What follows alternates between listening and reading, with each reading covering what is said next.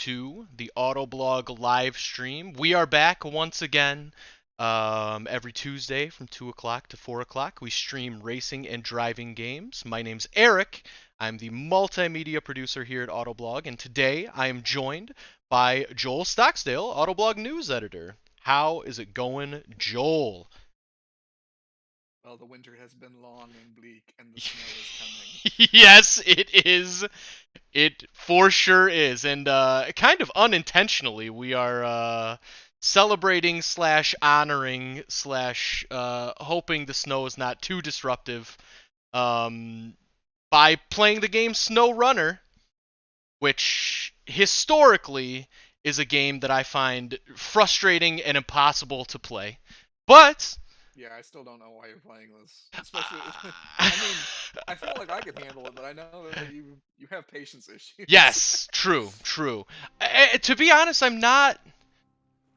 It's really based on one podcast I listen to, and I'll give them a shout out. It's called Filthy Casuals, and it's a video game podcast.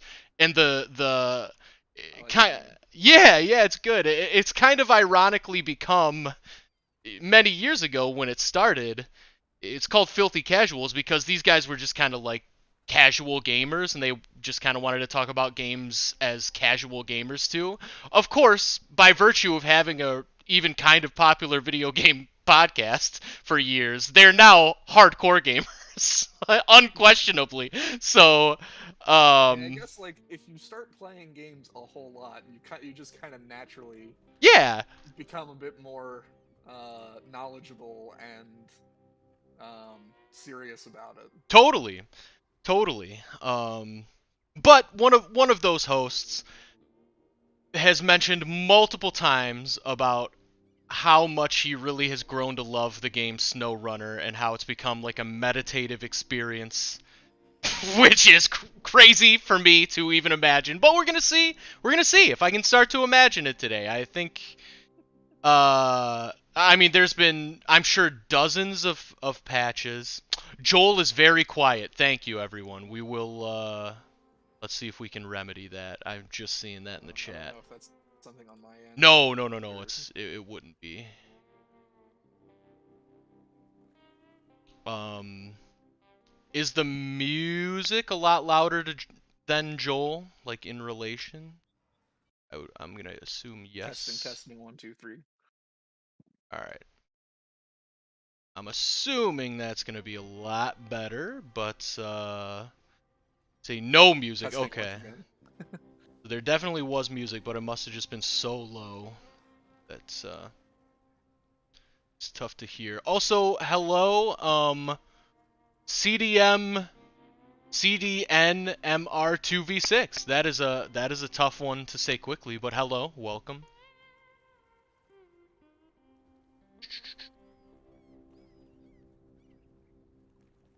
Okay. Hopefully that fixes it. We've gotten no feedback yet, but we can continue to adjust as we move through it. But yeah, that's the only reason I wanted to give this game another try, and also because I think some of the things that bugged me initially was well, they were due to the fact that I just felt like there wasn't a good. I didn't feel like I was being taught well enough. Um, and maybe that's changed. And if it hasn't, we have Joel here to hopefully help me talk me through some things if we need it. It's hard mode. Who needs a hard mode? It's insane. We'll just stick with normal mode. Wait, what does hard mode do? Oh, oh I was too fast. I didn't know. It looked like a lot though. No. I mean, I would not suggest doing it, but I was curious, like, No. wait, what do they do to make it harder? Yeah, right? We're starting in Michigan. Okay, there's Joel. Nice, nice. So you're coming through. That is good. It's good stuff. Thank you for joining our recovery and maintenance effort after the devastating flood. Need all help available to repair the bridge. Yeah, well, got to get that infrastructure repaired. Sounds like Um, Michigan. yep. It's our only link to the other side of the river. Well, I mean, it's kind of a slap in the face to boats, but all right. I'm pretty sure a boat could get you to the other side. Boats ever do to you, Snowrunner? Yeah, right. First, you need to find the watchtower to get a view of your surroundings. That we can do. Seems very straightforward. Then, you have to find a truck capable of transporting the materials needed to repair the bridge. Also pretty straightforward. After the bridge, check out your first garage. Okay, so far, so good. I can wrap my mind around all of this. Um, Joel, were you on totally switching gears here? Well, kind of switching gears here. Um, were you on the last? Were you on when I was talking about my experience with God of War? My at the time, uh, I hadn't gotten too far into it yet. I don't think so. Okay, okay. Um, then I will say once again, so my initial thought, I was maybe 4 or 5, maybe 6 hours into God of War, and while I was enjoying it, I was like, whoa, people really overhyped this game. Like, it's just an action adventure game, nothing very good, but And it. I'm assuming that this is the uh the PlayStation 4 PC one, right? The one that's technically the fourth game in the series. Yeah, yes. Okay. Yes, it's the one that just came out for PC, the newest one. Um, which I was really, admittedly, I allowed myself to get overhyped for because the uh, all the discourse around it was just glowing, obviously. Um, I played it for a couple hours. I was like, yeah, I don't know about this. I mean, I didn't know about it. Like, I liked it, but I was like, feels overrated. But then I came back last week and I admitted that I was so wrong. It's literally amazing. I just wasn't far enough into it yet. There's a point. Oh, RT. There we go. That's what I needed. Um, there's a point in the game where you have to fight and kill a dragon. I guess after the fact, spoiler alert for a 5-year-old game. But and once it hits that part, I mean, it's like one of the best action adventure games I've certainly ever played. So big fan of God of War the reboot, aka God of War 4. Well, and really, like, it's not actually really even a reboot because it takes Yeah, place you're right. after You're the right. events of the first three games. Yeah, you're so right. I guess it's what are they? I mean, it's like a Force Awakens reboot. It's like a reboot, but not really. Is there a name for that? I'm blanking. Not a. I mean, I'd still call it a sequel, but I think maybe Yeah. you might be thinking soft reboot. Nah, yeah, I don't know. But you're right. It is a sequel, but it's like, but it's also kind of like, I've never played any God of War ever, and it clearly was made to jump into without that history. Yeah, well, and I think so. I actually haven't played any of the God of War games, but from what I know about it, the first three were very much like kind of Devil May Cry beat 'em up type games, Yep. and then I'm gonna call it God of War 4 because that's just easier for me to keep track of. Yeah, sure. Yeah. Um, and that's more of like just a straight action adventure game. Yes, that's Oh, your truck is all-wheel drive capable. There we go.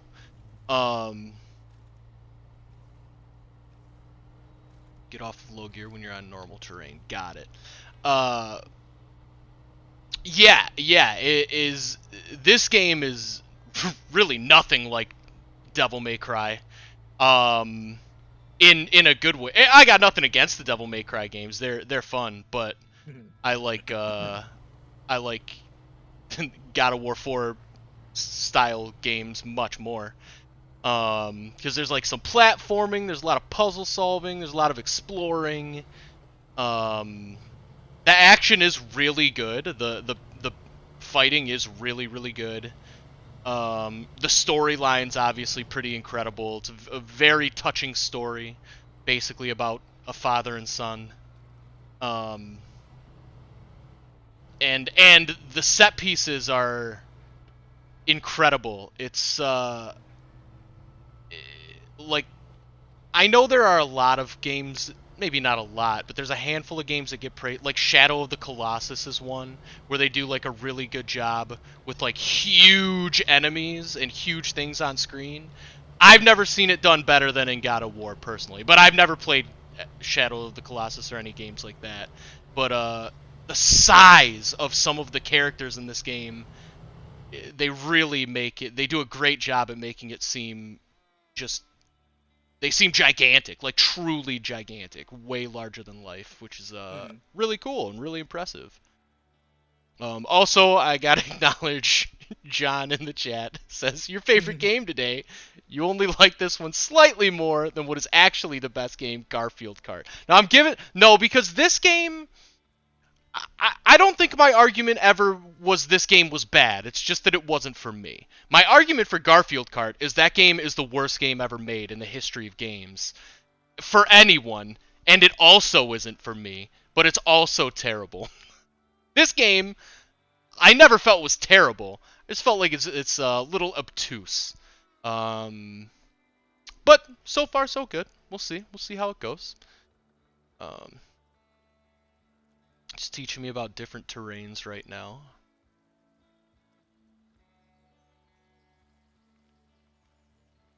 In doubt, there's no shame in avoiding danger. I'm going to be doing a lot of that. Find out more about the different types of terrain in the codex. So, I guess the move, it's telling me maybe I shouldn't just drive right through this then? Maybe I should find a way around it? I assume. Would you agree with that assessment, Joel, or do you think I should just go for it? I don't think I can make distracted. What was your question? So it was telling me like there are different terrains you can drive through, and a lot of them are tough unless you're really experienced, and there's no shame in finding a different route. And it gave me that prompt as I was coming up against this flooded road, which it seems like I'm not going to be able to drive through. Full send. Go for it. Okay. All right. I'm never going to argue with that. Let me back up. Get a little... Oh, man, I really love that. It's for the content. Yes, true. Okay. Let's go. Man, this truck's full send is not very full sendish. Dangerous water level. Oh, go, go, go. No, you're good. You're good. You're good. You've damaged your vehicle. It doesn't seem damaged. You can open the function menu to get more details about damaged parts. So, actually, I think what actually caused the damage was the impact of hitting that little dip so hard. Oh, okay. I pressed the up on the D-pad, but I can't figure out what is actually damaged. Press Y to show damage. Oh my gosh, thank you. Oh, so just like a... Yeah. I'm not worried about. Nice, nice, nice. You've got 100 HP and you took 2 HP. You Yeah. got 2 points of damage. Nice. Refuel here or near any vehicle that may potentially carry fuel. Fueling is free. Whoa! What a universe! Refueling is free. Okay. Fuel up. Yeah, for free. Why not?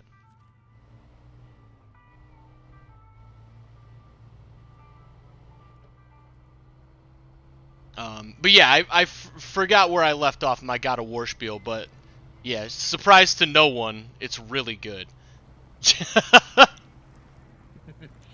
I've been enjoying it a lot. Uh-oh. Are you in low? I just switched to low. Alright, got out of there. Good stuff. I also realized I've been in all-wheel drive this whole time, which maybe is not the biggest deal, but maybe it is the biggest deal. I'll turn it off. Nah, I'm gonna turn it back on. I'm already annoyed. I was gonna say, I would leave it on where you're at, because you're in kind of muddy, roaded areas. Yeah. Yeah, very fair. Note the watchtower ahead. See, I can wrap my mind around like watchtowers and stuff because this is very Assassin's Creed. I understand the concept of finding the watchtower to unlock the map. Um, Praetor or Pretor, hello, welcome, says, how can you try to get better when you just started the game? So this is not my first time attempting to play this game. I have attempted this game in the past, and I just found it very difficult to wrap my head around at the time. At the time being when it first came out. I haven't really touched it since, so I just thought maybe it was time to give it another try. So that's what I mean by getting better at it. Um, Alright, so we discover the watchtower. Build parts of the map, good stuff. Repair the bridge, you'll need a bigger vehicle. So I gotta open my map and find one, I assume? Believe so. Looks like there's a truck right here. Which I feel like has gotta be... I need? Maybe it'll tell me.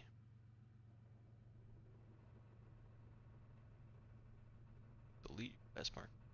Alright, cool.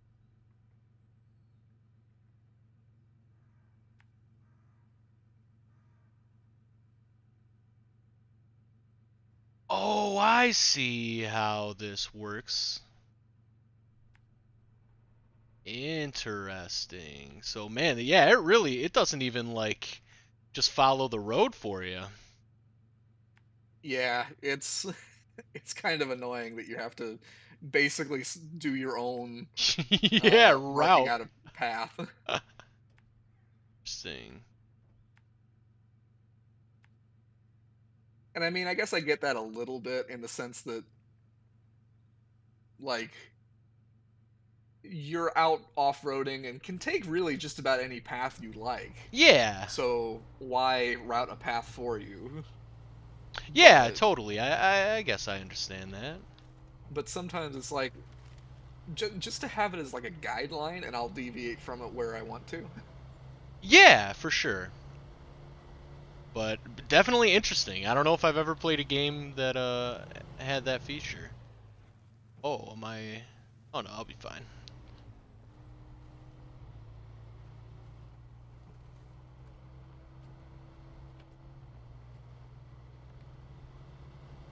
So Joel, how did you like the last episode of The Mandalorian slash Boba Fett? Yeah, well, so you, me, and John were all talking about it recently, and I had a whole lot of fun watching it. Yes, same. And to be honest, it was kind of a Car Guy sort of episode. Yeah, I could see that for sure. Since Mando gets a new ship. Yeah. Yeah, new ship with a big ol' engine popping out of the hood. Making And I gas guess engine like noises, which I thought was interesting for eh, whatever Star Wars ships are powered on. What are they powered on? I should probably... I don't think they ever even touch on like what they're really like run on. It's Yeah. all just a bunch of mumbo jumbo that they come up with on the spot pretty much. Yeah. I mean, like, Star Trek is actually oddly consistent about stuff like that. Yes.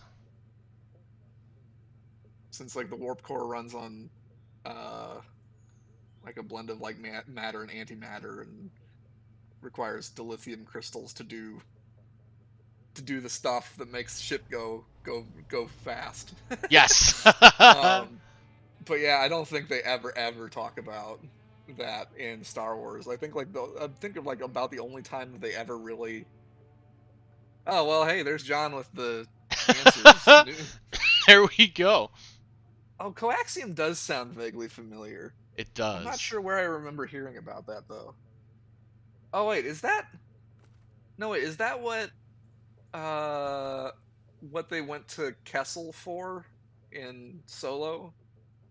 Doing the Kessel run to get coaxium? Was it not spice? Or is... Oh, Tabana gas sounds right to me. Yeah, I don't know. Because, well, so I think on Kessel they they do spice mining there, but Yep. coaxium Yeah, is the another train thing that they heist. mine there, and part of the problem is that it's like unstable before it's been refined. Yes. And even when it's been refined, it's still like dangerous, but it's not like it's going to blow up on you in a certain amount of time. It's at least stable enough that it can be contained and transported. Yeah, man, fake elements are interesting to me. Technobabble. Yeah. All right, so let's see if we. Well, first switch to contracts tab. Yeah, so I guess small spoiler warning for people watching, but yeah, that Mando's hot rodded in one Naboo starfighter is freaking cool. Yes. Yeah, it is super cool.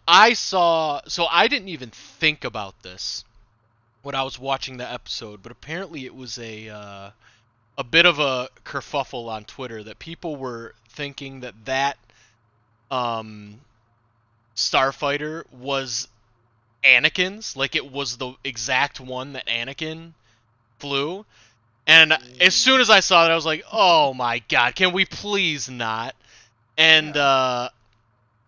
and apparently these ships have like little like scribbles on them. Like there's like graffiti on the side, and there's a screenshot that came out that showed that like the graffiti is like very slightly different from Anakin's ship, but I don't know if it's different enough. Like I think maybe it was intended to be Anakin's ship, and then maybe because I people are mean, so annoyed, they're like, maybe not. well, I guess here's the thing. Didn't his ship explode because he crashed it into the blockade um station on Naboo? Did he basically flew it in, crashed it and blew up the station in episode 1? Yeah, it's been so long. I remember that, but then how did he get away? How did he like survive? Oh, fair point. But I I don't know. do. But yeah, it's one of those things where Yeah. it's like there would have been thousands of these things. Like, Yes. and Yeah. granted, Star Wars is all about not following the odds, Yes. both both because of what Han said and also because the screenwriters can't help themselves. Yeah, yeah, because everyone is a is a special Destiny boy or I know. girl in Star Wars. You see, that's yeah. The I worst don't part know. about Star Wars. That's yeah. I'm so frustrated. It's like it's a I big think old galaxy out there. There's got to yes. be a lot of other interesting stories and people other than just the Skywalker family. Yeah, I think there is like there is a part of me that doesn't mind the super special Destiny boy trope because a part of me feels like, well, that's why that makes it a story worth telling. Is because this is the one super special Destiny boy in all of the trillions and trillions and trillions of beings in the galaxy. But then with Star Wars specifically, it's like, eh, but he wasn't really a super special Destiny boy. It's like he was and he wasn't, because there's also hundreds of other people living out just as crazy lives in the Star Wars galaxy, and Well, just as the thing impactful. is, the difference is not necessarily whether or not someone ends up doing something special or was kind of like destined to or whatever. But the problem that I have is that everybody everybody that ends up being special knows each other and has a special connection to each other. I Right. mean, like the whole Skywalker family, and then eventually when Han Solo becomes a part of the Skywalker family, Yeah. and it's like there are other Excuse me, jeez. important people doing interesting things, and I think honestly, I think a lot of the TV shows do a lot to fix that. Um, I mean, I still think one of the best Star Wars characters that we've gotten since the movies is Ahsoka Tano, and she showed up Agreed. and she showed up entirely through the Clone Wars, and Agreed. um, and Mando and Grogu are super awesome new characters that basically have no connection really to most anybody else in the galaxy. I mean, other than through significant galactic events. Yes, true, but I'm kind of dreading when they are inevitably going to be like, and guess what? Grogu's Yoda's baby, or like something. Yeah. I just feel like that is coming, but we'll see, I guess. Boy, wouldn't that be the scandal that great old Yoda had an affair. Yeah, 900 years old. Yeah, The or the how? downfall of every Jedi. Yeah, true, and they Anakin was feeling so alone, and all this time, Yoda, the Grand Master of the Jedi. You're holier than thou, Yoda. Yep. I actually, you know what? I'd be okay with that as long as they address that part of it. Like, whoa, Yoda was not as perfect as they say, or as they acted back in the days of the old Republic. Well, that was one of the things that I was excited about from The Last Jedi, was that it seemed to kind of address the idea that the Jedi Order, while good at many things and with many good intentions, made mistakes, and maybe not everything that they did should be continued or um, revered. Yes, yeah, that was why that movie is one of, if not my favorite Star Wars movie. But people vehemently disagree with me on that. I know. Well, I'm right there with you. I love Last Jedi. Don't get me wrong; it's got flaws. Sure, absolutely. And completely absolutely you can argue that some of those flaws are really annoying. Probably the main one is the entire situation where they go to the casino planet Yeah, and yeah. all that, and it's that really didn't. That was really very inconsequential. Yes, I think you could um, cut that entire scene out, and that would be, oh man, it would be such an amazing movie without that scene. mhm. Now, I still kind of enjoyed the casino side plot, partly because I kind of liked a little bit of the world building that it did. True. It Yes. was oh, this is another part of the galaxy that we've never seen, and it's another interesting bit of Star Wars lore. But yeah, it really it didn't serve the plot really at all. Yeah, that's the Um, kind of scene that seems ripe for expansion in like a series or a novel or something to really flesh it out. But an argument could be made, and I don't disagree with it, that it's like, yeah, but if you're making a 2 hour long movie, that's not the place to put stuff to be made better later by other things.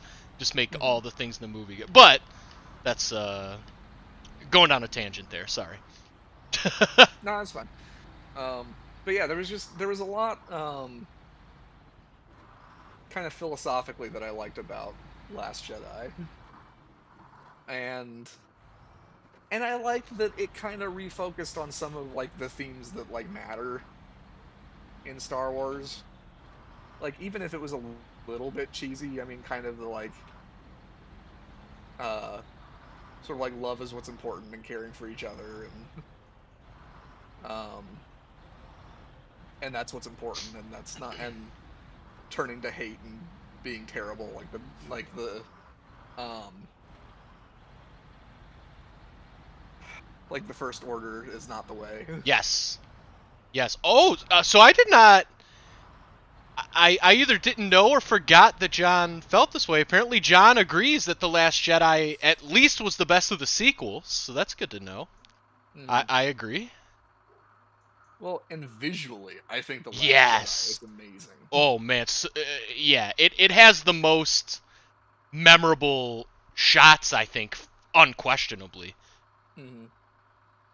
So I've seen a lot of people criticize the fight choreography in the scene where Rey and Ben are fighting off the Sith guards Yep. in Snoke's room, but and I'm not knowledgeable enough to be critical of fight choreography, But that scene visually is so striking with just that Yes. vivid red room and the way it all starts to crumble and burn. Like it looks so, like the whole setting is really cool. And so, Yes. so I didn't really care that much about the actual choreography. I 100% agree. And even I also don't know anything about fight choreography, but I know that when you're doing like flippy doos over your partner and fighting 8 other people, I mean that just plain looks cool. There's maybe it's bad fight choreography if you're comparing it to like The Raid, but why would you be? It's a Star Wars movie. Mhm. So, yeah, no, I completely agree. I think that scene's amazing. It's one of my favorites. And And people also criticize the Holdo maneuver, which I understand, but still, visually and even audio-wise, just mwah, chef's kiss. Amazing. well, I wouldn't criticize the maneuver. I kind of criticize keeping key people out of the loop as to what's going on.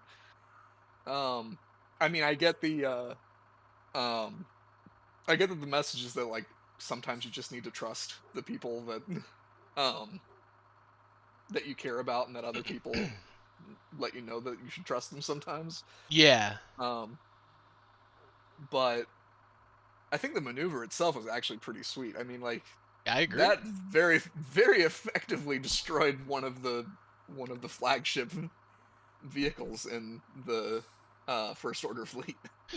Yeah, and I know, like, I hear the argument of like, well, then why wouldn't they just do that all the time? But my rebuttal would be like, Well, you because still there lose aren't a ship. infinite resources. Yeah, Yeah, exactly, exactly, because you're burning a ship, and who's it's to a very say? expensive maneuver. Right, right.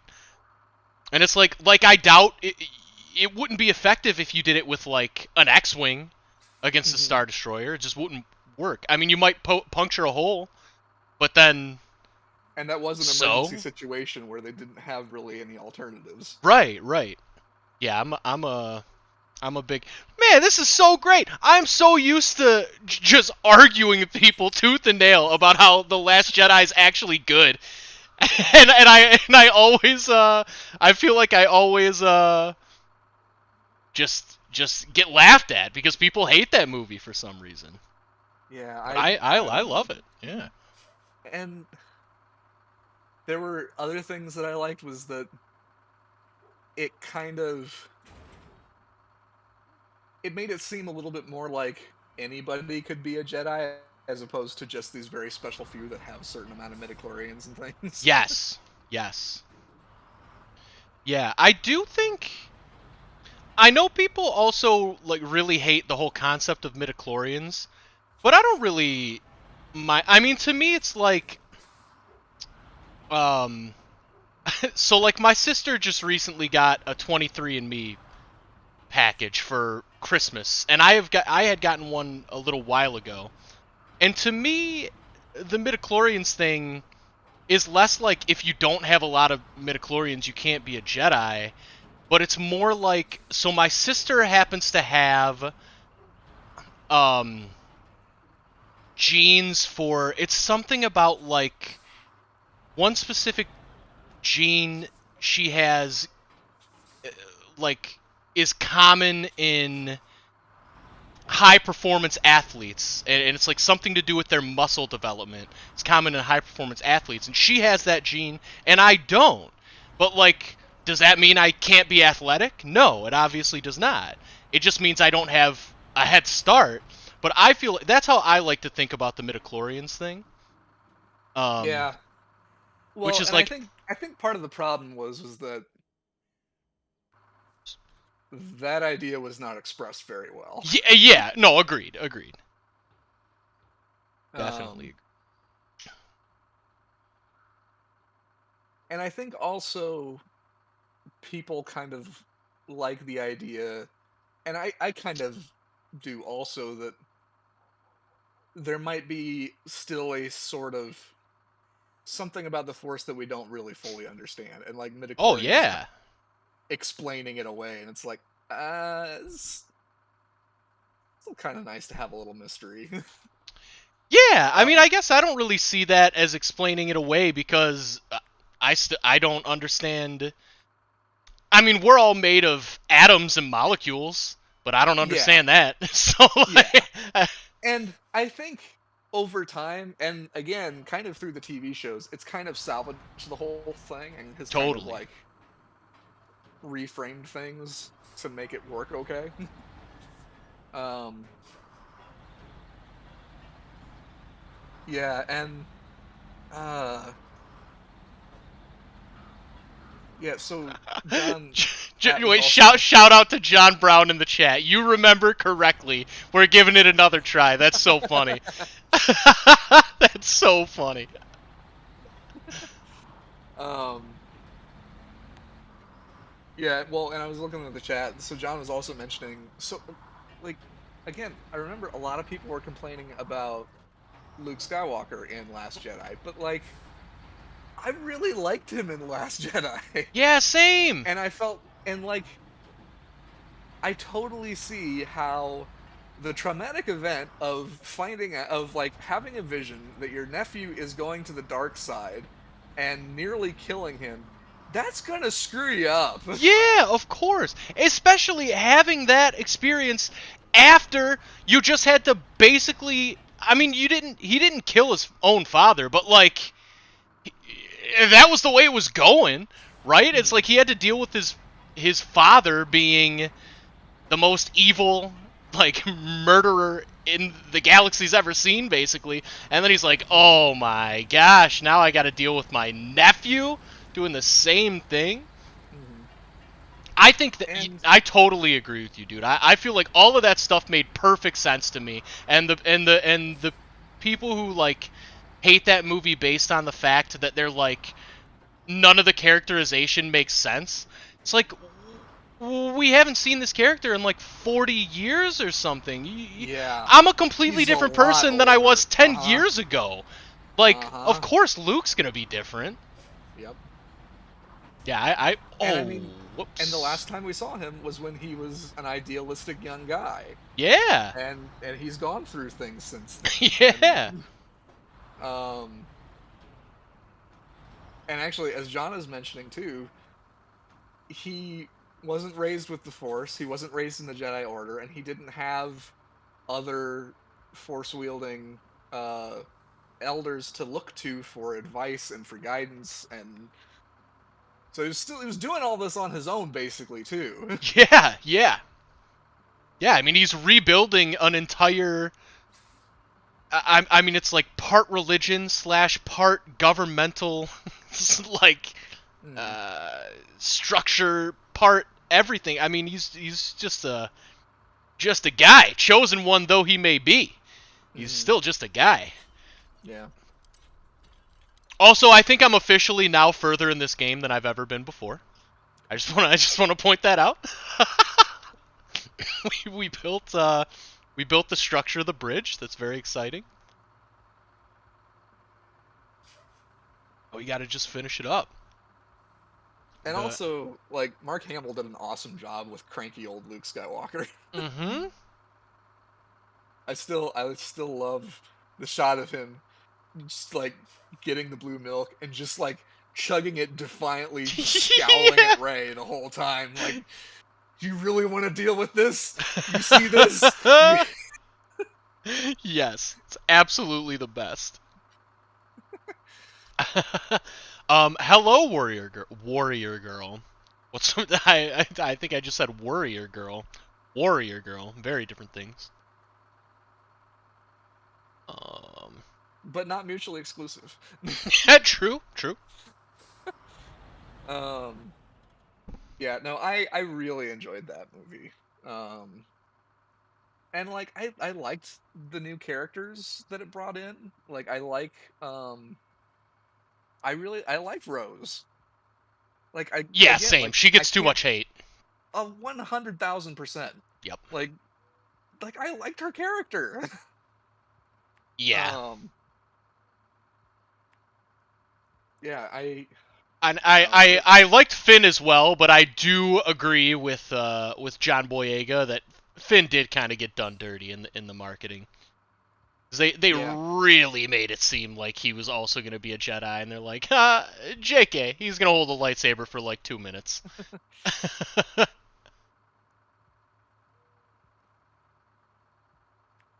Um. I Well, would, I also sending his character on that super B plot side story is also disappointing. yes, but I really would not be shocked if they bring that character back somehow, some way, and made it right. I know John Boyega said some outlandish things about Disney. I think they're all deserved, but Mm-hmm. but yeah, I don't know. I feel like he. I don't think he said anything that would prevent him from ever being a part of Star Wars ever again. Mm-hmm. I would not be shocked if we saw him back somehow, some way. And I would love to see him come back somehow, some way. Yeah. Yeah, because I liked Finn as a character, Yeah. and John Boyega was good as him. Yes. Um. Yeah, and I and then it was. I think I've told you this once before, but it was at least a year, possibly longer, before I ever actually made myself watch Rise of Skywalker. Yeah, because I do have a memory of that. Yeah. because I was like, I don't want this terrible sequel to ruin Last Jedi for me. Yes. I mean, And that movie was fortunately, made to undo everything The Last Jedi did. It felt like, at the time at least. yeah, but when I did finally watch it, I don't think it undid everything Last Jedi put together. And I do think it's still ended in a way that is still salvageable. Yeah, I agree. I That do like agree with that. yeah, that you could pick up from there and generally kind of ignore what happened in Rise of Skywalker. Yes. Um, and I still think a lot of the themes from Last Jedi can still be continued even with that mess of a movie. Yeah, no, I do totally agree with that. Yeah, I just don't understand what happened there. You would have thought, well, actually, I do understand what happened. They made those movies without the involvement of Jon Favreau and Dave Filoni, which was a huge mistake. That's that's what happened in my mind. Hmm. But because those guys are like, they should be the ones leading the future of Star Wars to me. Am I Well, I going think the they wrong way? basically are Yes, I think they with are now. yeah. Yeah, well, and because I think, as I've mentioned, like I did a whole rewatch of the Clone Wars, and that was all run by Dave Filoni, Yeah. and it was really, really, really good. Yeah, that's super good. I am also a big fan. I'm actually slightly more of a fan of Rebels than I am of Clone Wars. But I really like both. But I think Rebels was also Dave Filoni, right? If he wasn't the main showrunner, I know that he wrote a bunch of the episodes. Mhm. But Well, and I think the other problem with Rise of Skywalker was, um, J.J. Abrams was allowed to indulge his, yeah, his uh, mystery box tendencies. well, I was gonna say his fandom and enjoyment of references and Yeah. reusing everything that came before him. Yes. Because, like, I was thinking about it, and it feels a little bit like he grabbed a toy box of like um original trilogy like action figures and just threw them all together in the movie and just like I'm how cool would it be if like you had all of these guys show up again and Right, all right. do and all do this even even Force Awakens had a lot of that, because it was basically the first movie all over again. Yeah, I Just with agree. a bigger Death laser. I agree. I did like the Force Awakens. Not as much as The Last Jedi, but yeah, that is I think Force Awakens is fine, and I think it did the job of kind of reestablishing the look and feel of a Star Wars movie.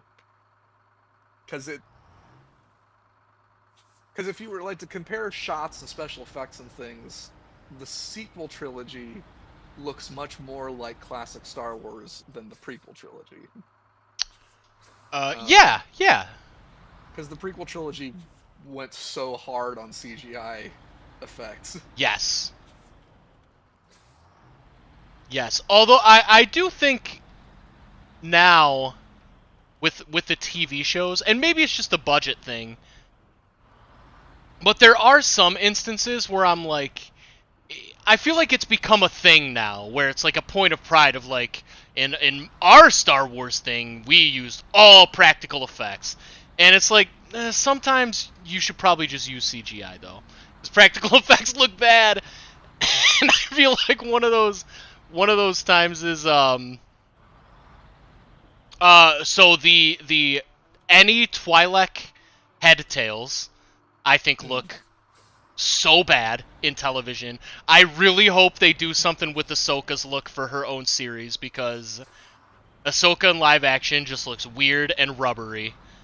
And I feel like CGI is probably the answer, because they made Davy Jones's weird calamari chin look like 100% like it existed in reality in like 2006 or whenever that movie came out. So like if they can do that, they can definitely make Ahsoka's face look real. But instead they just went with these weird like rubbery this weird rubbery mask. And I don't know. I just feel like it's because of this weird like everything's got to be practical in Star Wars or people are going to be mad.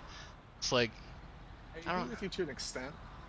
From watching a whole lot of Corridor Digital's like VFX artist react videos, yes.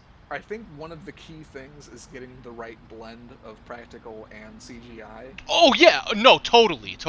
Because having both of them makes the it kind of helps to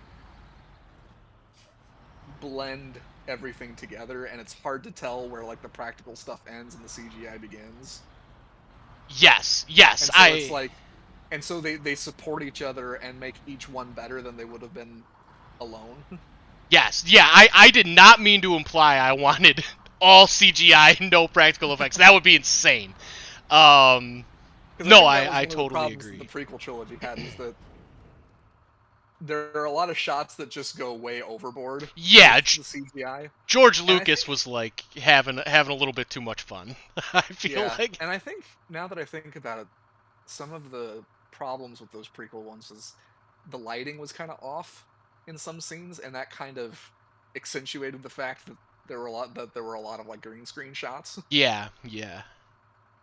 Well, and like on The Mandalorian, a lot of the shots there are done completely in studio because they have the crazy like Unreal Engine powered. Yeah, what's it? It has like, a crazy name. Yeah, it's like a.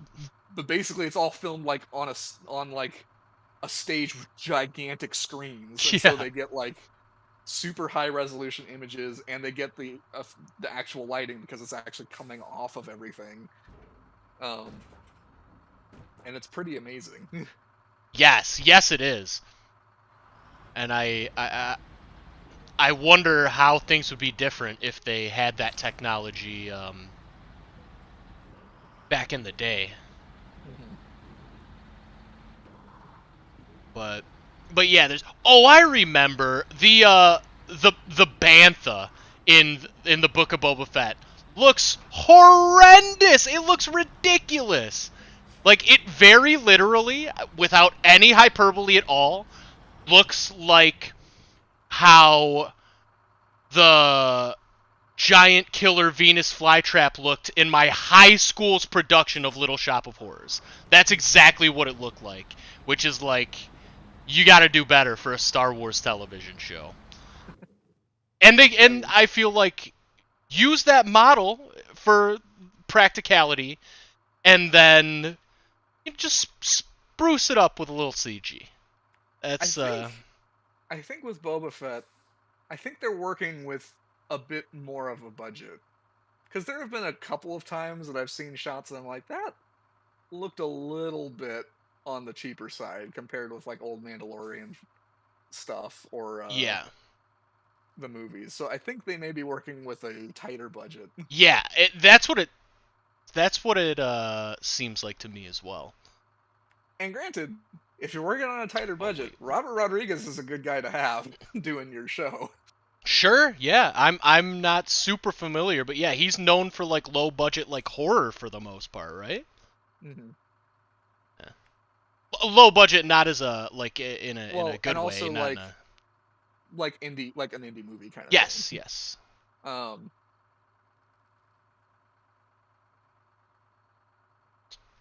can't go that way. We've talked a lot about Star Wars on this stream. Yeah, this has been the it's been keeping me sane so I don't lose my mind with this You're kind of in your flow state this way. Yeah, exactly. So maybe we need to keep it going. Exactly. But yeah, I was saying when we were talking with John earlier or last week about all this that like I kind of almost feel like I need to have sort of like a lore kind of reference book on hand watching Boba Fett and Mandalorian. Yeah, there's so much stuff. Yeah. And like I'm glad that I rewatched Clone Wars because that has been handy for remembering a lot of kind of important, particularly Mandalorian history and stuff. Yeah, like you could have a whole history class on Star Wars. Yeah, Clone Wars and Rebels specifically tie into the live action, like Mandalorian and Boba Fett, a lot, I feel. Maybe more so the Mandalorian than Boba Fett, but it all kind of ties in at some level. Right. Well, I mean, it's converging now that we basically had an entire episode of Boba Fett that was just about the Mandalorian. Basically setting up him coming to Tatooine to work with Boba Fett. Yeah, we will find out tomorrow, it seems. But I thought that was just such a wild move. That was literally just an episode of The Mandalorian. Boba Fett wasn't even in it. It was so weird. I mean, I loved it. Because Fennec is the only person that shows up. Yeah. Yeah. So strange. But, and I think good for my enjoyment, but bad for the overall reception of that show, that was clearly the best episode. When the main character wasn't even in it. That's kind of tough, but I'm going the right way. This is one of the things that I was a little bit worried about when it was very clearly hinted that the Mandalorian would play a big role in the next episode. Yeah. Was that I was like, oh boy, we're pulling the Mandalorian card pretty early right now. Right? Yeah. And mostly I was worried because I was worried that it wasn't going to give the actual Boba Fett storyline a chance to kind of stand on its own. Right. I'm still a little worried about that. Yeah, I guess we'll see if it does end up standing on its own. But I also had a hard time worrying because I was like, oh, this was still a really fun episode of TV. Yeah, agreed. It was super good. And I thought it was really interesting that it seems like we may be getting a look at Luke's Academy. Yeah, we were talking about that. Yeah. If Mando is planning on going to see his little buddy, dropping off whatever the armorer made for him. And I could see some interesting conflicts crop up between Jedi and Mandalorian philosophy. Yes, agreed. I wonder how Luke will react. He'll be like, well, everything that I have been studying Yeah, it says says no that attachments. you really shouldn't be here. Yeah. Yeah, interesting. Yeah, maybe.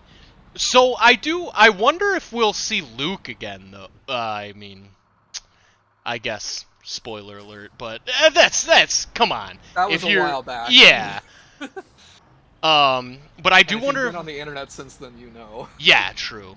But I really, really feel like they just need to recast Luke, and they just need to cast Sebastian Stan, because he is an actual clone of Mark Hamill, and I uh, definitely and a agree they great need to actor. recast it because they can't afford to keep doing that crazy face replacement stuff. No, yeah, see, It's that's an expensive. example of It's when they shouldn't expensive, have used CGI.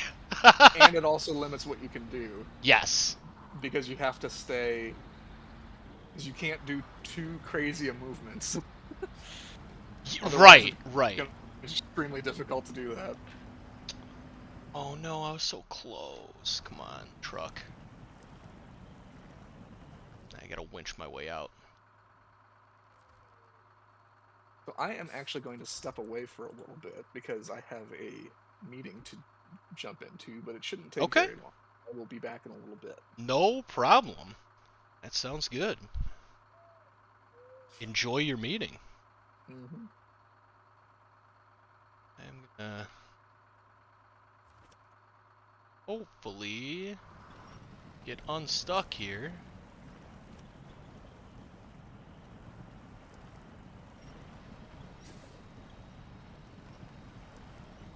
Oh no, that's not where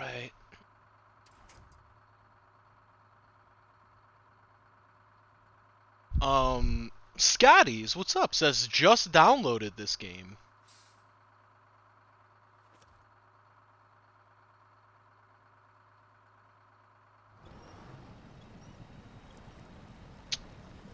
Yeah, there. Okay, yeah, that works. We can go that way. Yeah, this is definitely a one-of-a-kind game.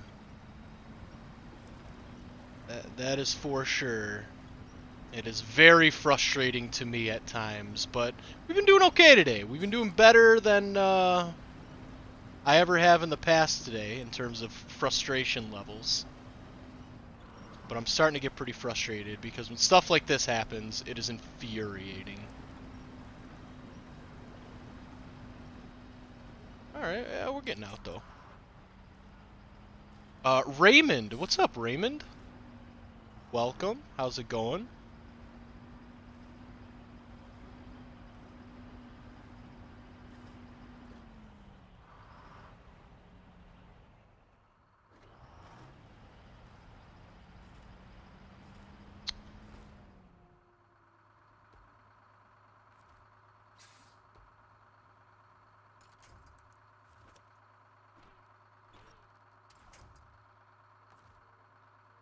Okay, so attach winch. But how? I see. Okay. That's the winch point.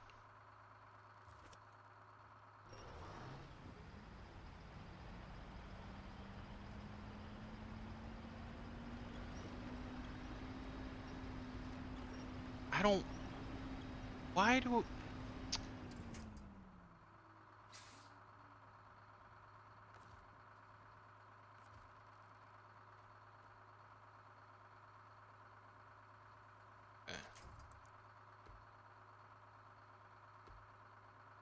Ah. Okay. I'm starting to put it together here.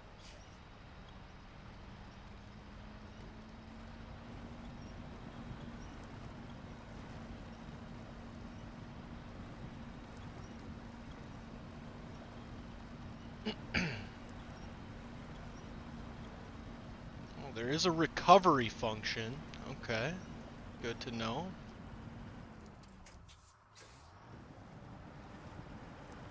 Which I think I might have to use.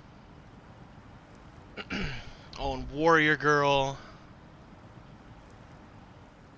actually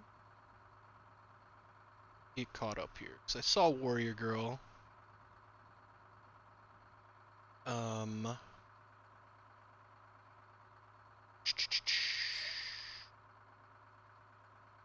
Wow, I missed a lot.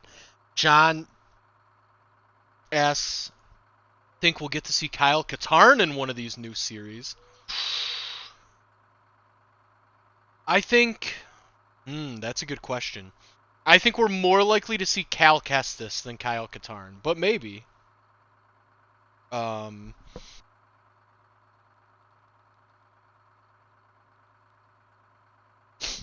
I'm coughing like crazy today.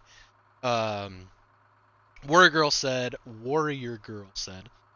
know what I said before about Project Cars being difficult, but I'd only played Project Cars 1 before, but I just picked up Project Cars 2 because it was on sale and I love it.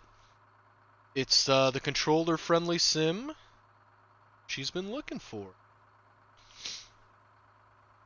John says, I enjoyed Rebels more than Clone Wars. Yes, same. And then Warrior Girl says, Project Cars 2 does F1 racing better than actual F1 games. Whoa, that's pretty cool. I'm pretty sure all of the Project Cars games have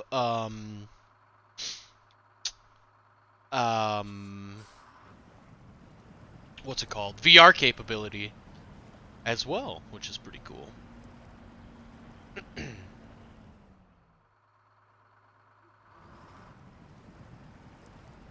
And this is... Oh.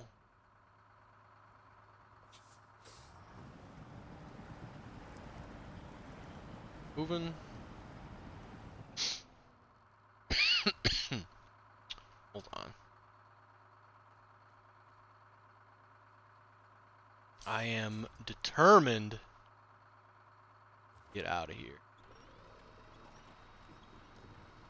Oh. Okay. I guess we could have just done that the whole time. That's fine. Nice! We're out. Sunlight makes things way, way easier. Please don't tip. Please don't tip. Please don't tip.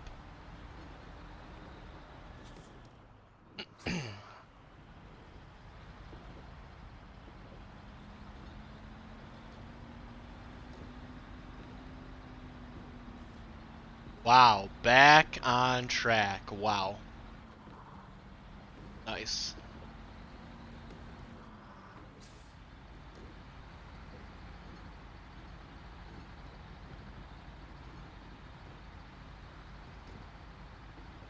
Can this really not... Like, how do I get to the old bridge, then?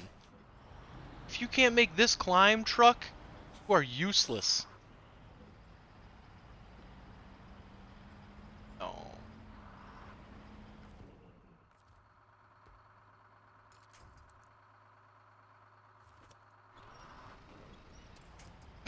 I broke that tree.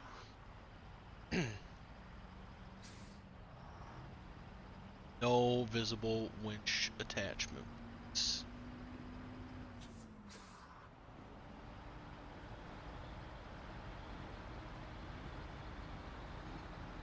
Okay. Is there a better way to get to the bridge? I don't think there is, though.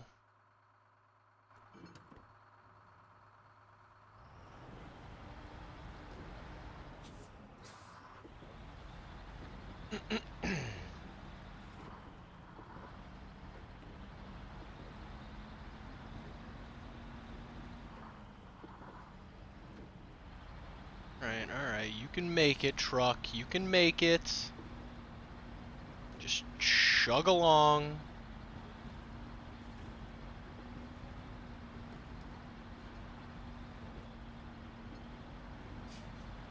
Yes. Yes. Great stuff.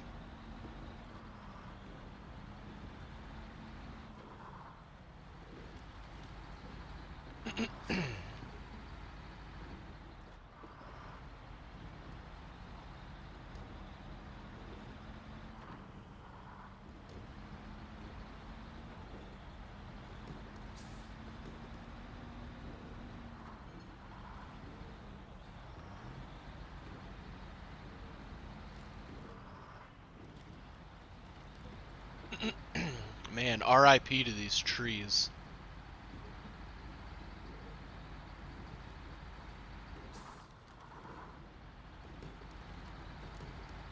Wow, we are finally back to the road. We can top off here, the gas station.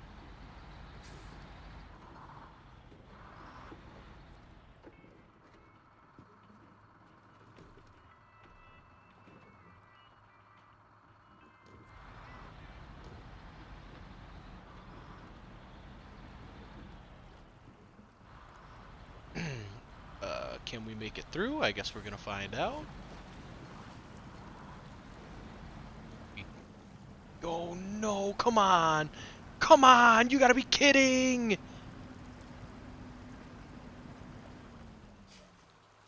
Can I winch out? Looks like maybe.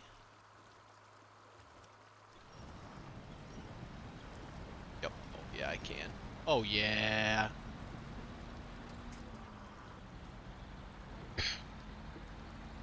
Thank you, winch.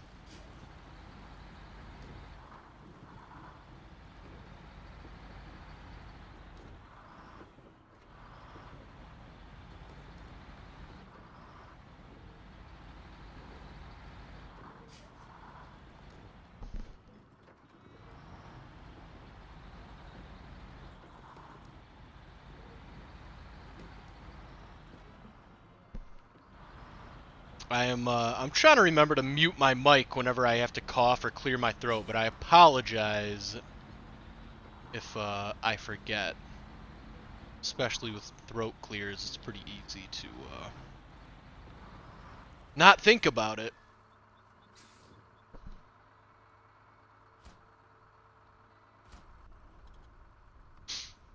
Wow.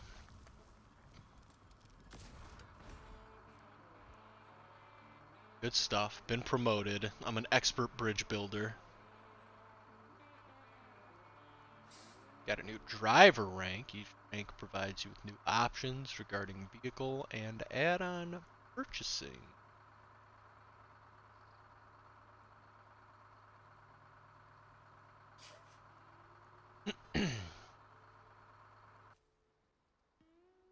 Okay.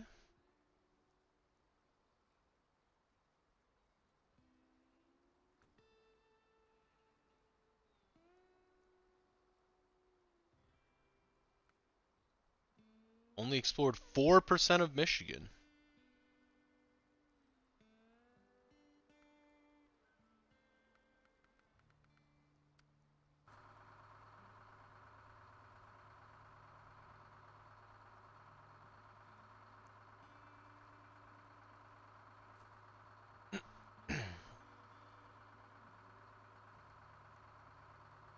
Makes sense. Every contract completed gets you money and XP. All the watchtowers give you XP.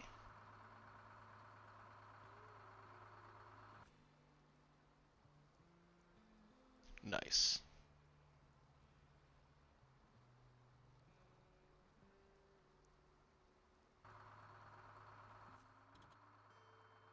Hey.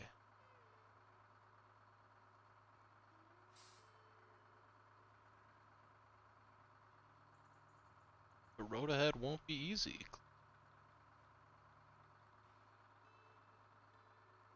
I think now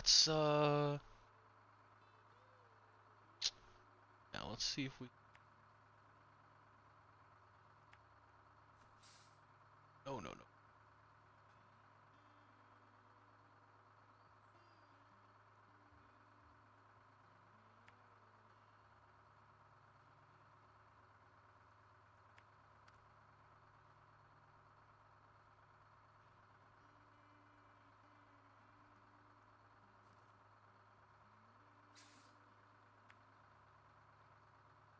Yeah, I guess I'm assuming that's ish how the road's gonna go, so we'll see.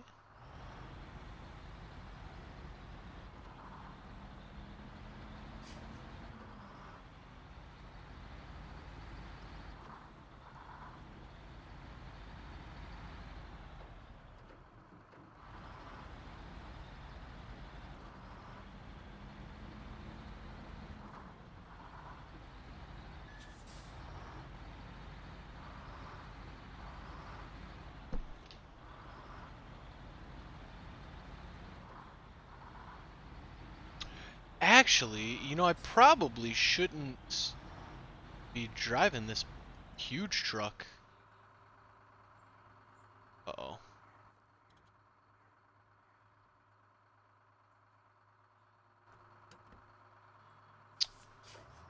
I don't think I want to go that way.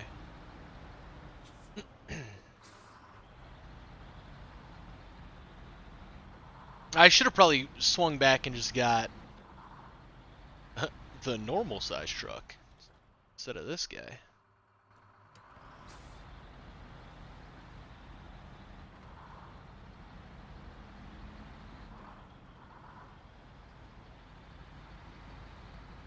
But I think I've learned the power of the winch, so hopefully I can get myself out of trouble. There's the tower. Yeah, I'm not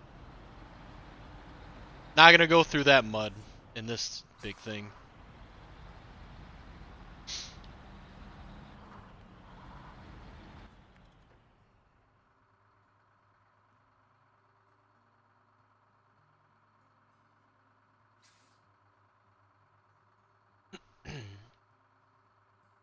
Yeah, I guess just keep going down this road.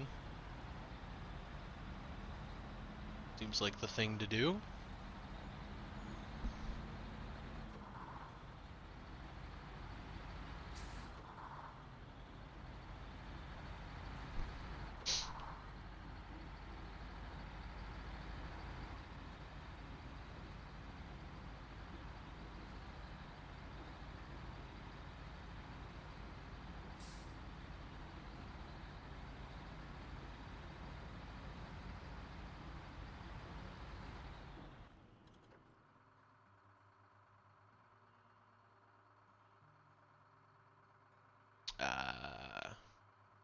Okay. Going straight. Maybe we'll run right into this watchtower. Be nice.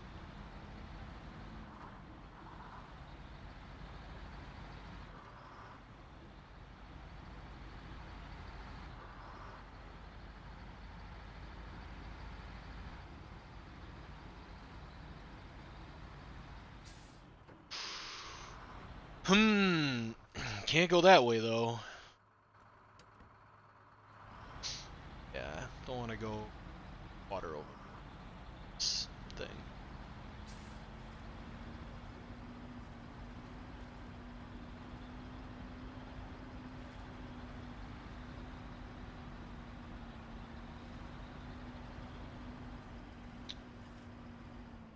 What?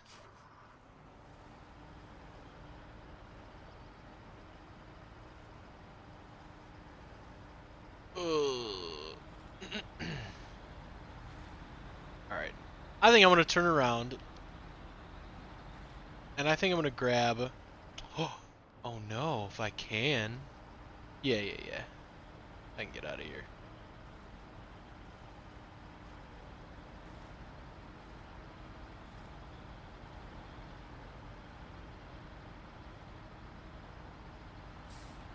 I'm going to try to grab the my other vehicle I have.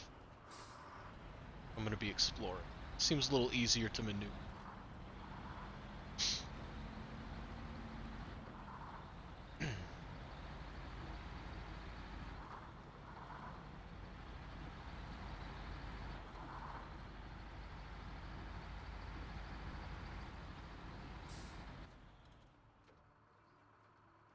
Could I try to cut across here, though? Maybe.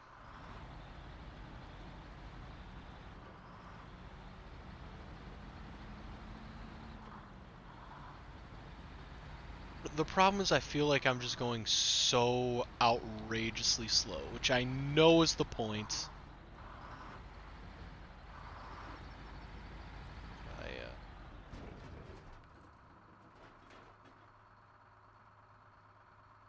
Nah, we don't need these goods right now. No, I'm gonna get stuck in this mud.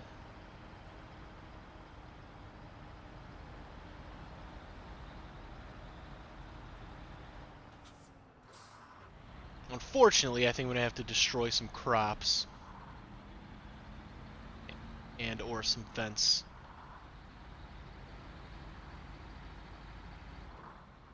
Sorry, farmer.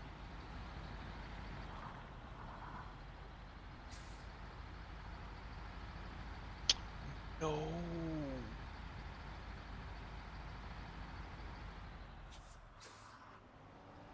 How is this mud so deep?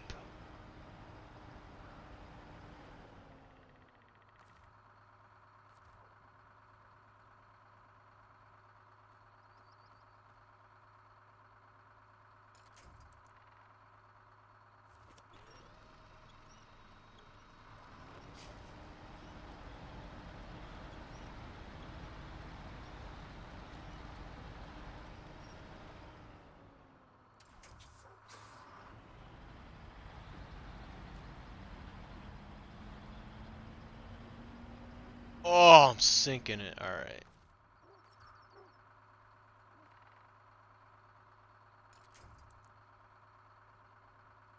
Uh-oh.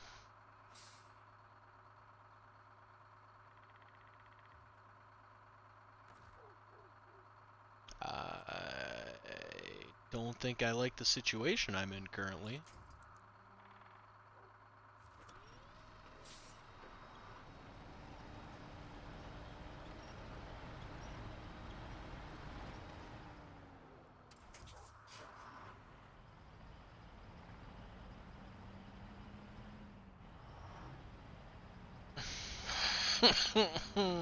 Come on.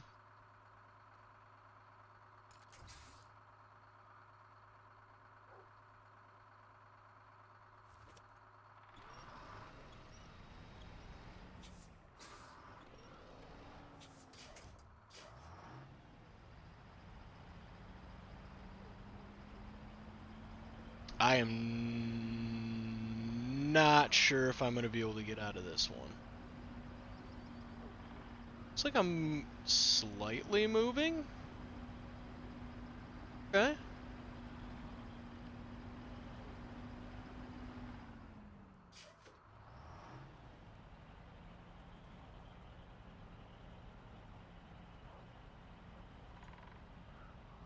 That's clearly not.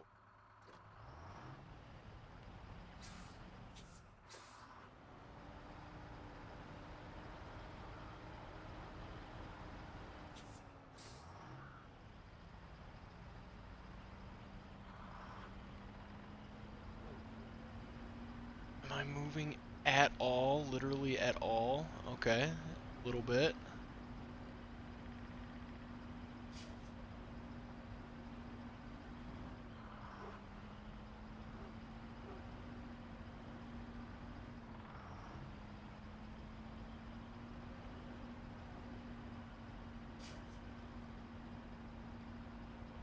This is so frustrating.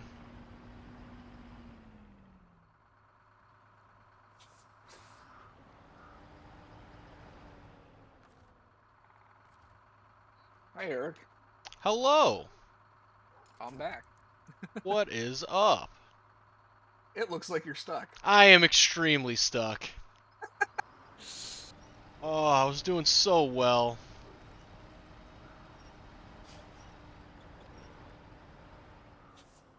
I don't suppose is the tree that's in the other direction out of range. Yes, it is. Okay. Which is so unfortunate. I kind of had a feeling. And this does not have this doesn't have a way to engage the front wheels. I take it either. No, it does not. Oh, it had a little movement there. Not enough though. Yeah, I think I know this place. I've gotten stuck here. I might. Because it's just a giant mud pit. It's Yeah. terrible. I might have to do the recovery function. I think you need to do. You're not going anywhere. Man. Yeah, this location is just a horrible, awful mud pit, and I avoid it at almost all costs. All right, cover Because vehicle I've to been there start zone. before. That's not okay. That's not too bad. It didn't put me anywhere crazy. I think. Would you agree that it might be a smart call that if I'm so I've now built the bridge. and I'm now kind of exploring slash going to the garage. I'm thinking maybe I don't want to be in this vehicle. I want to be in the other one I had.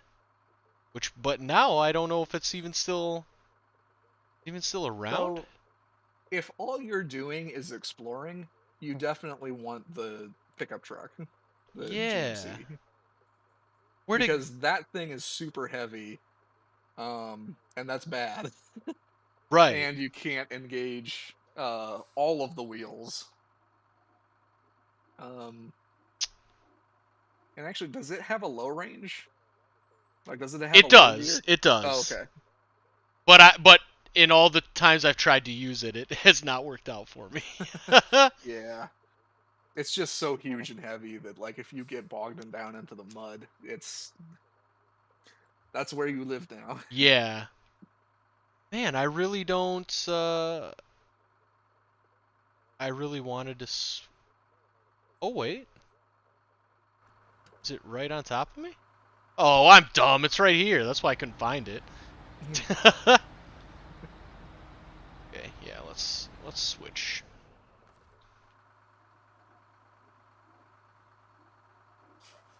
Change truck.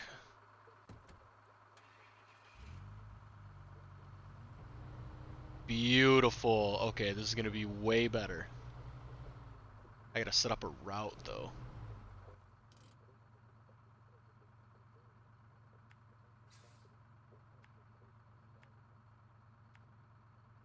So shifting over to like actual racing games, Yeah.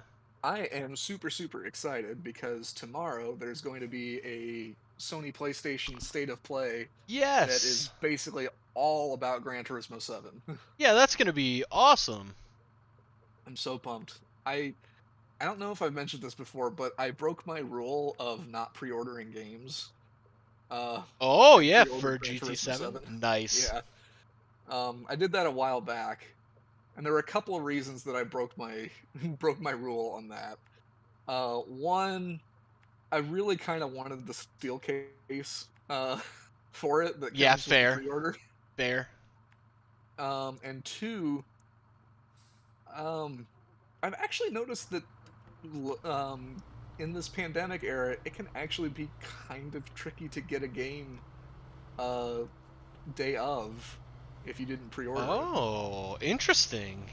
Yeah, I'm When all digital, so I haven't run into that, but that is really interesting to know. Because when I went to go get a copy of Hot Wheels Unleashed, basically like release day, I couldn't find it anywhere. Wow. Um, and so I ended up ordering it for like in-store pickup at Best Buy. So it came like a day or two later, but like I want it. I want it on release day. So I Yeah, of pre-ordered course. it. I'll Yeah. pick it up at Best Buy day of. I'm very very excited. I still can't believe that it's coming out in a month. Yeah, it's been a long time coming. It's And finally about to be here. I'm just so shocked that it hasn't been delayed like 5 times. Yeah, right? Yeah, they've done a good job at sticking with their release date. I mean, I guess we'll see. I assume it'll go over extremely positively. I doubt they'd release it if it wasn't ready. But yeah, that is kind of rare in this day and age. You might be surprised. Yeah, no, you're right. You're right. It might be. I guess we'll see. But Because you could argue that Gran Turismo 5 was not, even when it finally came out, it was maybe a few corners cut too many. yeah. Um, Even GT Sport was pretty thin when it came out, but they made up for that with GT Sport in the sense that it got a lot of post-release support, and a lot of it was, and actually basically all of it was free. So I can't complain about that. Yeah, for sure. Oh, that's interesting. Warrior Girl says it's weird how the collector's edition of Hot Wheels Unleashed wasn't available on Xbox One at first, but now it is. Interesting. I can't imagine that would be mean, that seems like the perfect kind of game that you would want to release. I mean, it looks beautiful, but I don't think it has to look beautiful to be fun. So I could see them No. just pushing a few levers down and making that playable on Xbox One. Get a couple more sales. I don't know what I was gonna say. Oh, uh-oh. Uh-oh. Ooh, that's some deep mud. Yeah. Okay. Winch time. Winching ain't easy. Not a great spot. Okay. No. Yeah, so when you see deep mud like that coming up, definitely like drive over into kind of like the grassy areas because they are a lot more solid. Yes, for and you're sure. less likely to get stuck.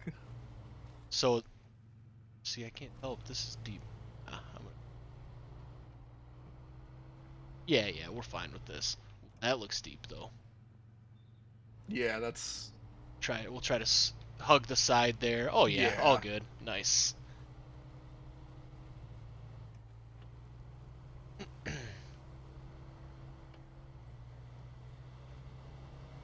Alright, I just wanted to get to this tower. Well, this is gonna be the toughest part though. Doing okay so far. But how am I gonna get through this?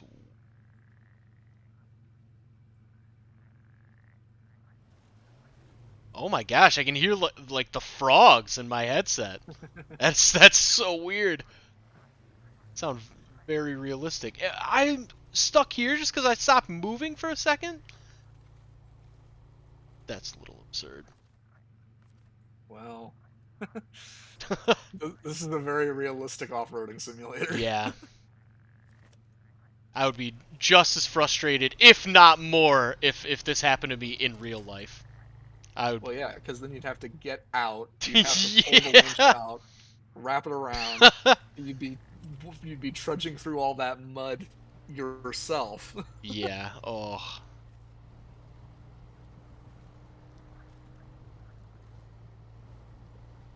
Okay. Doable, hopefully.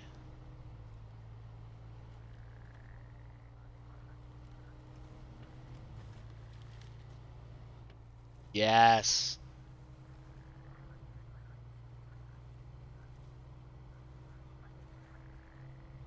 You can do it, truck. You can do it, truck. Yes. Yeah, because this is the thing about this game, is that it can be slow and it can be frustrating, but when you do finally achieve what you've been trying to achieve, it feels quite satisfying. Yeah, for sure. For sure. Nice. Alright, we just unlocked a big chunk of the map. That's exciting. Now, the problem that I've had with this game, though, is that I want to spend my entire time, like, driving around on trails and finding things with, like, pickup trucks and stuff, and I could care less about, like, the commercial trucks and, like, towing Yeah. things and hauling things. And it's like I would Totally. like a version of this game that was like focused more on like actual like pickup trucks and SUVs and stuff Yeah, than like just like consumer exploring. vehicles. Yeah. Mm. Yeah, I totally get that. Okay, so Also, actually. trailering stuff can be really annoying in this game. Yeah, I believe it. I have not had the pleasure yet. But but I definitely believe it. Whoops. Wrong button. And a particular nightmare, and I've heard that in real life they're a nightmare too, are the trailers that have um like an articulating front end so that like the front end of that trailer also turns, because Oh, it's almost like yeah. putting another trailer in between your truck and the trailer that you have to manage, and it's a whole mess trying to Oh. get it to like back up and into places where you want without it like jackknifing, and it's, oh my gosh, it's such Jeez. pain. Yeah, I've not done much trailer driving at all in my life. Thankfully, it does not seem fun to me. It sounds Oh, and I've never messed with this in real tricky. life, just in this game. But I've heard that it is just as frustrating in real life as Yes, it is in the yes. game. Yeah, I believe it. I'm happy to never experience that. Oh wait. Oh, we're going this way. I see. That is the route I just made myself after all. Um, Yes, Warrior Girl, this game is really realistic. Off-road, like, yes. trail off-roading like this, not like Baja stuff, is super, super slow. All right, come on. Yes. Nailed it. I will say, the water effects in this game look so good. Yeah, that looked pretty dead on, I must say. It's so nice and slushy. Yeah.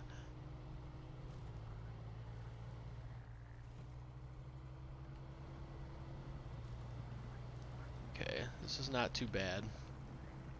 Nice.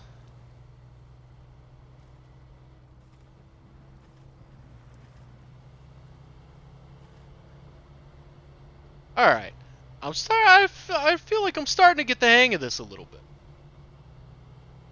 Ooh, not sure what I'm gonna do about this little obstacle. Oh, and so for all the complaining that I've done about Forza Horizon 5, um, I've completed a pretty gigantic chunk of it. That's great. I've unlocked every single like major event. I have completed all of the dirt and cross-country races. I can't remember if I've done all the street and road races. I've done all the speed traps, and I've done all Whoa. of no, I've just done all the speed traps. I haven't done all of the danger points yet. I did something else too. Wow. Yeah, you must be grinding away in that game. Yeah. Yeah, it's gotten into kind of that like slightly zen point where it's Yeah, like it's just I totally. don't know, I'm just Whoops. cruising around and having fun. And actually, I've gotten it to a point where the AI is difficult enough that I'm getting like an actual challenge, and so the racing is feeling more. How did you do that? I have absolutely no clue. I guess part of the question is why did you feel the need to run over the grill? What did it do to you? I did not see the grill, unfortunately. Um. Unfortunately. Uh. Yeah. So I've gotten the AI difficult enough where it's enough of a challenge, and so the racing is feeling more fun than it did. Nice. Um. That's good to hear.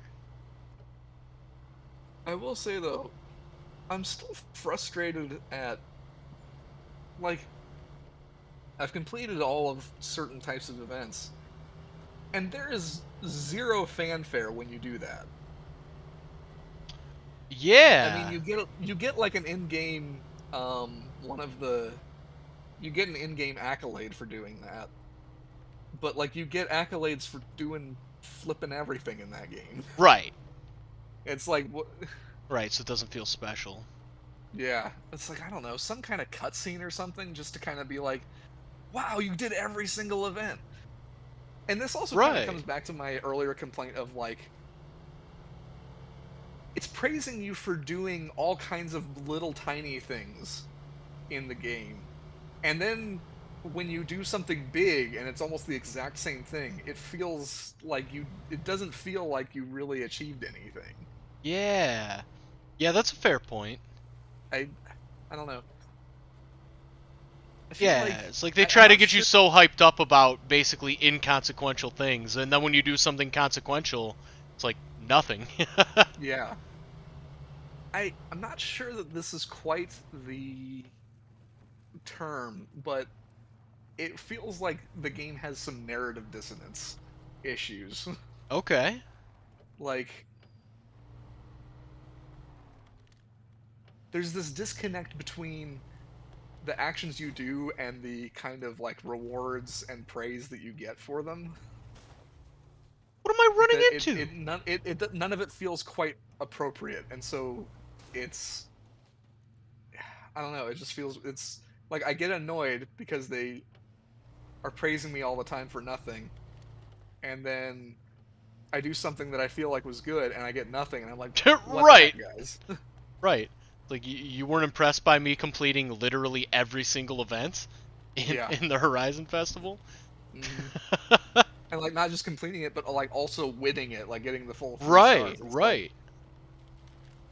Yeah, you are like 100% really, correct. guys? Yeah, that is weird. That is super weird. Yeah, Warrior Girl says on her Forza, it has crazy rubber banding. Yeah, I've noticed that a little bit too. And one of the other really weird things is that I feel like the AI can be really inconsistent. I was doing a cross country race and I was using my Beetle Rallycross car, and I could not win this event. I had it on like highly skilled difficulty level.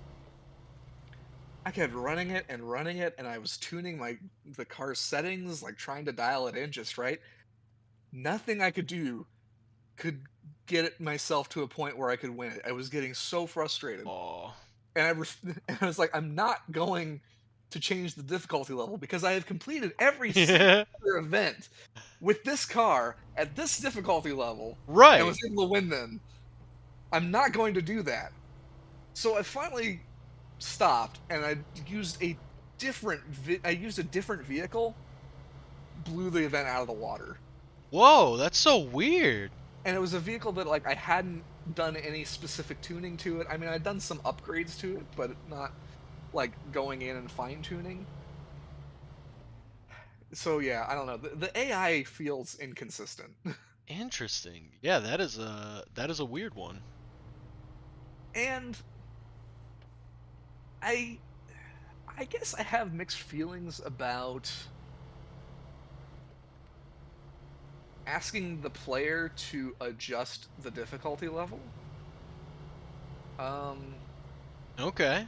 at least the way Forza does it, because Oh. Oh, nice, nice. I don't know. I wish that there was a little bit more of the game sort of ramping up the difficulty as you play Right, right. by Yeah. itself. Yeah, like there's more of like like a skill progression. Yeah. Um, because I don't know. I because that would also kind of make sort of like later events feel more consequential because it was more difficult. Yes. Yeah, that I totally agree with. It does not feel like there's any like progression really. It just kind of Hmm. feels like as good as you are in the first race could easily be as good as you are in the last race though. I mean, you'll probably get a little bit better, but Yeah. Um,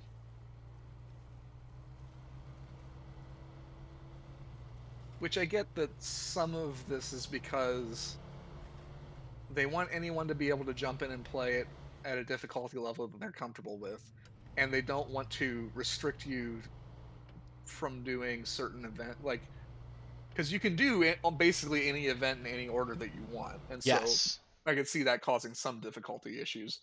But clearly, there is a global AI difficulty level because you Right. can adjust that. So Right. it would be nice to see it kind of like ramp it up a little bit. So that way Yeah. it's not like super easy the entire time if you are playing on like normal difficulty, that you do start to get a little bit of challenge as you get more experienced. Yeah, I think that would make it like more like a game and less like a sandbox. Yeah. Which is it's an amazing sandbox, but like yeah. No, I totally get what you mean. And yeah, like I really like that game. And it sounds like you do too, but yeah, the obviously it's certainly not perfect. Personally, I feel like, and I think I said this last time too, the fact that that game just got like a bunch of like 10 out of 10 scores is, and even like game of the Mhm. years is Yeah. crazy to me. Like it's good, but like chill out. Chill out, game And journalists. and I do think it is technically the best Forza Horizon game so far, Yes, yeah, for sure. because For I've sure. definitely put a lot more time into it than any other Horizon game. And I think a huge part of that is just that Mexico as a setting, and also the map in general, it's a really good map. I really like driving around Mexico. Um Yeah. and it's got like good roads to drive on. Like I really like the map. Um and like it takes any improvements that have been made to Horizon, and like it has all of those improvements. But I think it I guess what it comes down to is like I think it should be a lot better than it is. Yeah. Yeah. I think I see what you're saying. I don't know if I think it should be better than it is, because I feel like it's a logical progress. I think it could be better, but it still does to me feel like a logical progression from Forza Horizon 4.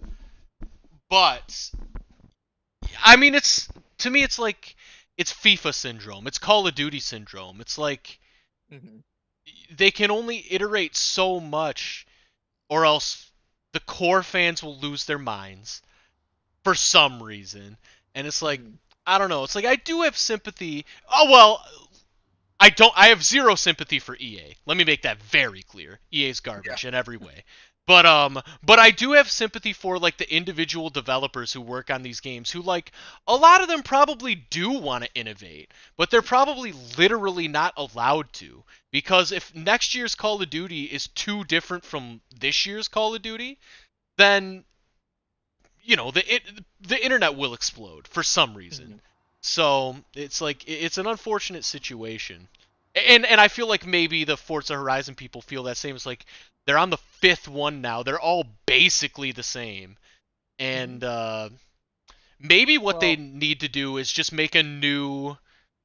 Uh, I mean, I think it's cool that there's like multiple. There's Forza Motorsport and Forza Horizon, but maybe they need to take more of a Need for Speed approach and just make Forza whatever the third thing is, and make that like super different.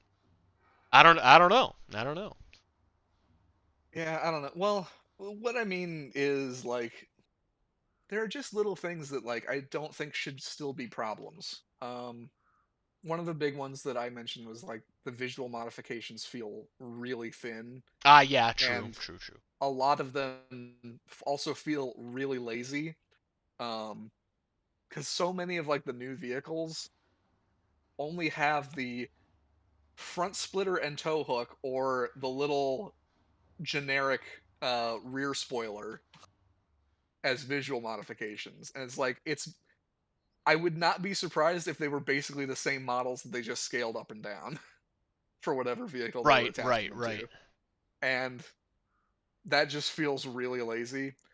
And when they're also reusing a lot of models that have basically been in their archive, which I'm okay with that, uh, because you do need to save resources somewhere. But that also means that like you're not like redoing all the models for like new versions of the game. So maybe you could take that time and add some more visual parts to other cars and Right, things like right. it. Because I'm not sure that they really added that many car models that weren't like already there from the last one. Um, and also there are kind of like weird UI issues and user experience issues that I come across. Like one thing that's really frustrating me, you can't change tire compound before a race unless you have a specific tuning setup saved. Ah, yeah. And like tires make almost more difference than just about any other tuning setting Yeah, of course. in the Yeah. game. And so it seems weird to me that you would have to save like, okay, I've got like these three different compounds. I need to go in, I need to save three specific setups for this vehicle if I want to be able to change, like if I'm doing a bunch of dirt races, but then I want to use this car for some track races. I can't just change the tire setup. It's it's frustrating, and it's also one of these things where like you can change the gear ratios of your car before a race, but you can't swap. But which in real Yeah, it's life like would entail why? taking the gearbox out, taking the differential out, replacing the gears in it, and assembling all that again and putting it back in the car. But you can't just unbolt the wheels and tires and bolt up a different set. Right. It's like, really, guys? Yeah, that makes no realistic sense. Yeah.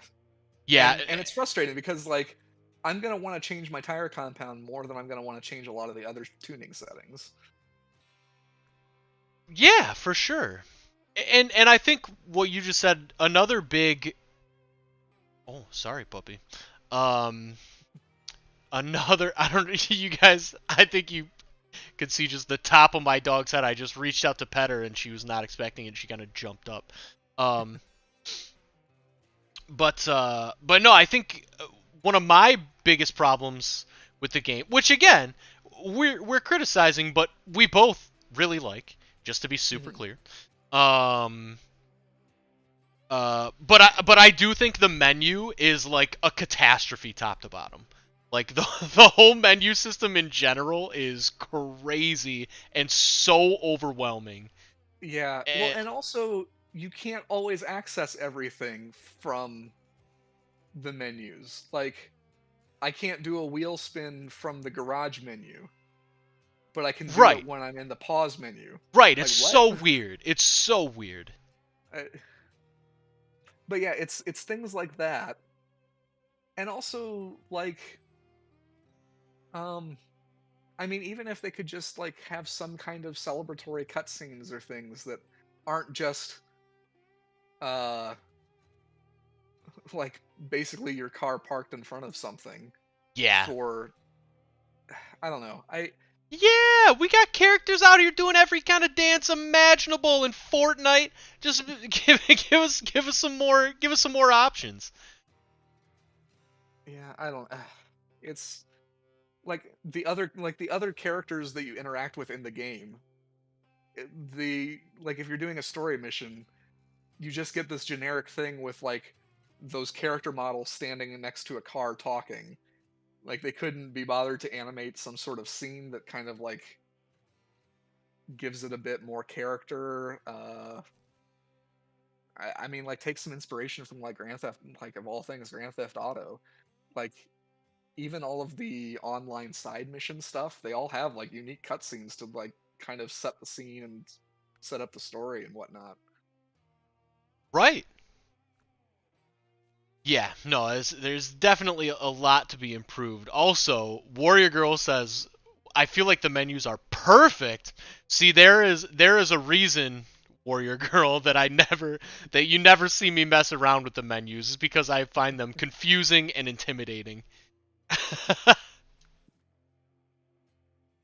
but uh but that Well, is and what I mean by I think it should be a lot better is that it still feels very much like almost the exact same game that we've been playing like almost since the start of Horizon. yeah. um and so it just feels like there should be a little bit. I feel like I would like to see a bit more effort to kind of make it. I don't want to say different because the basic idea I still like, but there are rough edges that have been neglected from the start that I feel like we're 5 iterations into this game. Why haven't they been addressed? Yeah, right, right. Yeah, it's just it's like it's just a polish thing, I feel like. Wait, why what is this? I'm confused at what this wants me to do. Got here. I think it wants me to like travel. Oh, this is a confusing part for me. Because this is going to take you to a new map. Mhm. Um, and I forget exactly how to do it all, Like it so got me I'm afraid I'm here. not super helpful. No. Um, go back. Wait, go. Um, Hit LB. Yes. Hit left bumper. Yeah. Oh,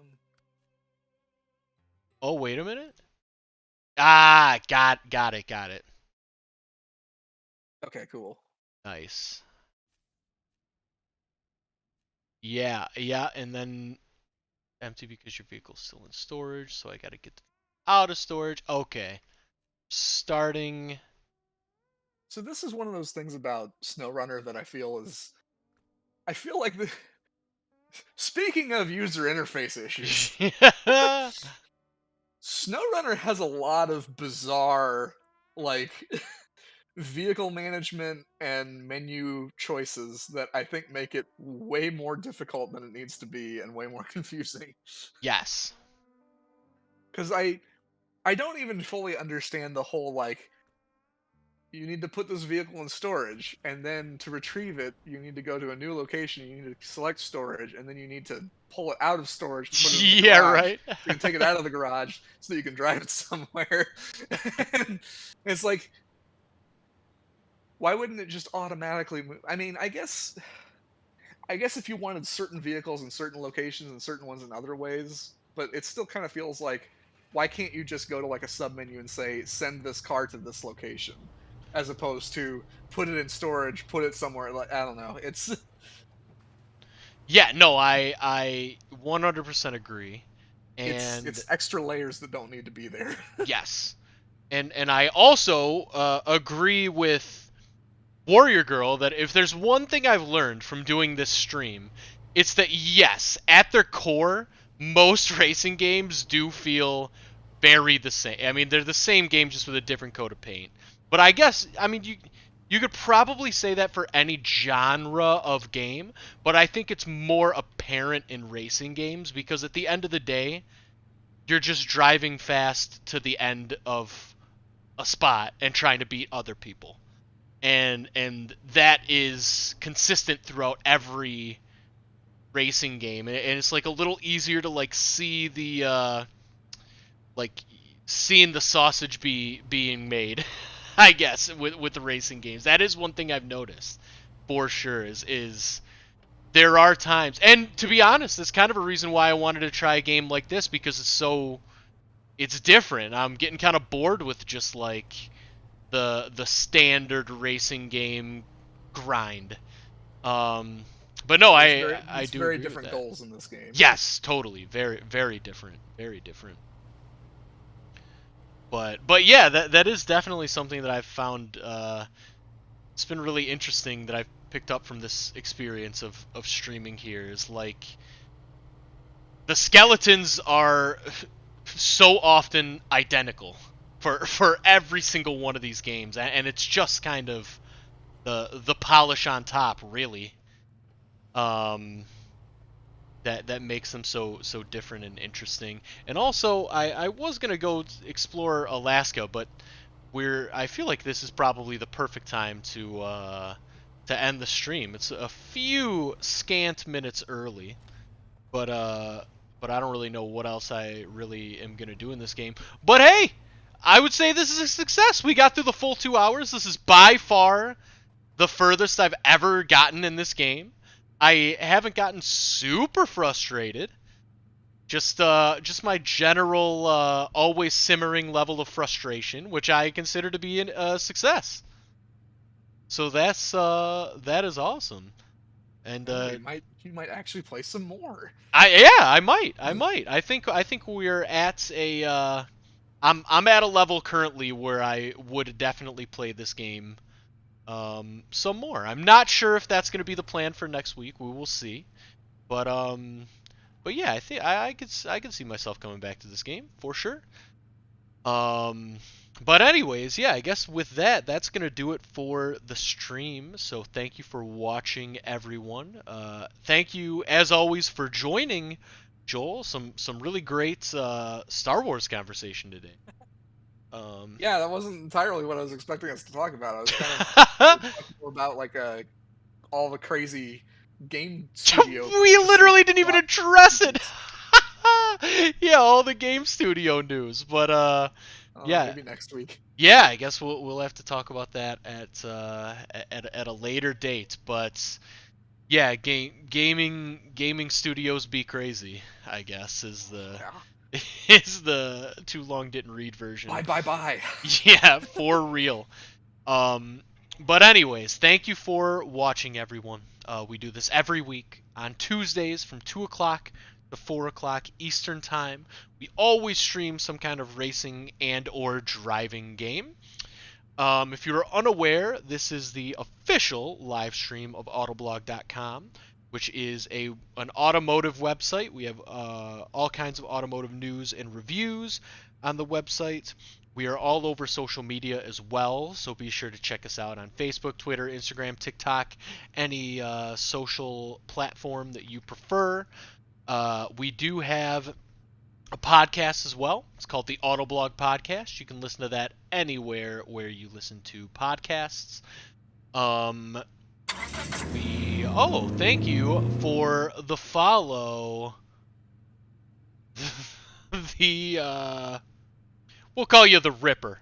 Um, but thank you for the follow. I think I We try to mentioned be family friendly here. Yes, yes. Yeah, check out our podcast if you're interested. We have the podcast. It's just called the Autoblog Podcast. I don't even know if I said the name, but it's super easy to find.